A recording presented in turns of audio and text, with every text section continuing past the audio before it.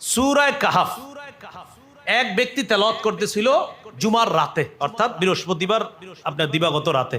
তিনি যখন সূরা কাহাফ তেলাওয়াত করতেছিলেন, হঠাৎ তিনি দেখে আকাশের একটা মেঘ তাকে এবং তার পাশে একটা ঘোড়া বাঁধা আছে, ওইটাকে ছায়া দিচ্ছে। হাদিসে আছে ইলা জানিবিহি হিসানুন মারবুতুন বিশাতানাইন, দুইটা রশি দিয়ে একটা ঘোড়া বাঁধা আছে, ওই বাঁধা ঘোড়াটার উপরেও ছায়া।